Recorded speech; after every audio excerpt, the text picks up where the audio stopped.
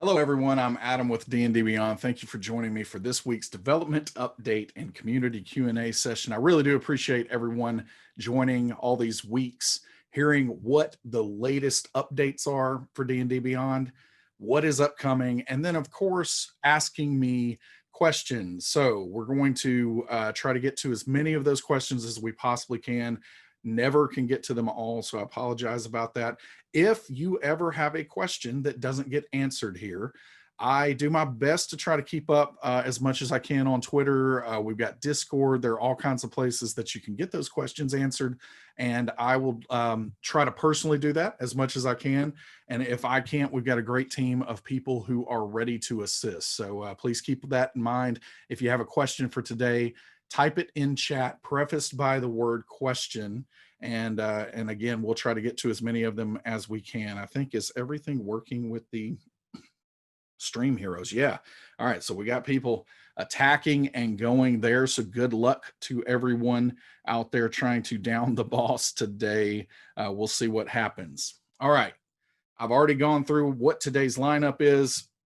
So latest updates, if you weren't aware of it, if you've been living under a rock someplace, which would be a great fantasy adventure, actually. You know, everybody always uses that expression about living under a rock.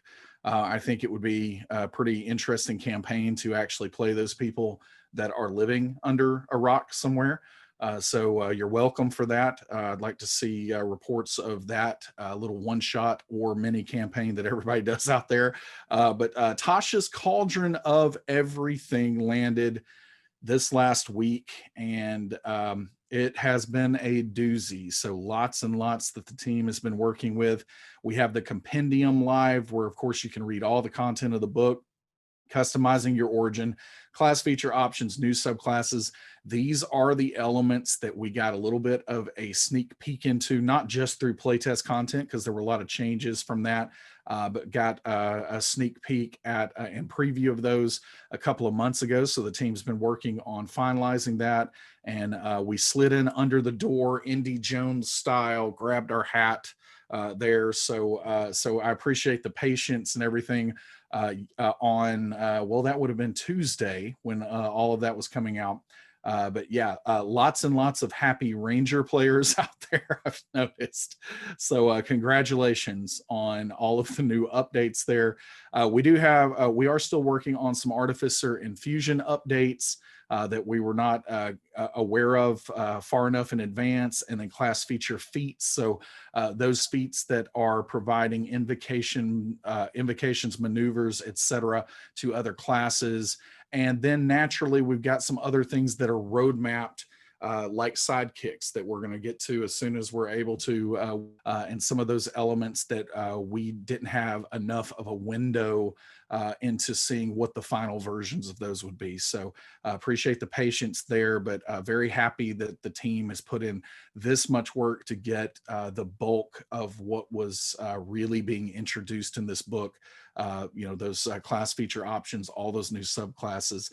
And I hope everybody enjoys playing with those new options, because there are many, many of them. I've already personally probably made 5 or 6 characters, and I'm not just talking about in a throwaway fashion that I will never play. These are characters that I'm probably going to play. So I hope everybody's enjoying that. So Dice Alpha for subscribers is being submitted to the app stores any time now. And so hopefully we're going to see that pretty soon for subscribers as well.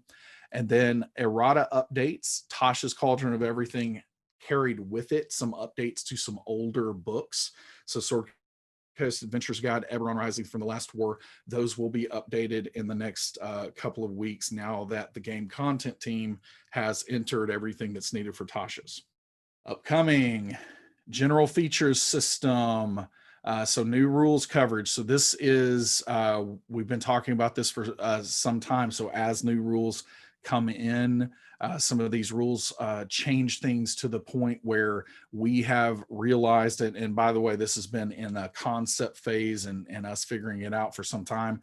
But we hope to start looking at this general feature system where we can start covering some of these rules, like smaller, less used rules like epic boons, those kinds of things in the future. And we're going to be setting up a pretty flexible system that can do that. And the plan would be over time to allow that, to give that to you and the power to you to also make some of those things in homebrew. Character builder, dice rolling for ability scores. We've talked about this one for a while, but it's been paused due to the Tasha's scramble that we've been doing. And so we're going to get back to that.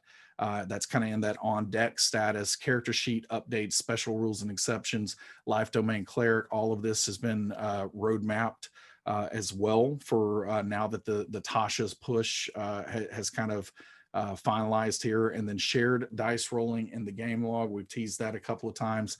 Really, really excited about where that is going. There's actually also been a hackathon going on for our company the last couple of days, and seeing a lot of fun stuff come out of that I'm sure will make it to the roadmap as well. So not quite time to talk about those things yet, but it is important that our teams can take a deep breath sometimes and innovate a little bit. And so really excited to see that too. Tasha's Cauldron of Everything is available now on D&D Beyond. Purchase before January 5th to unlock the Cauldron dice set, as well as character sheet backdrops, themes and frames.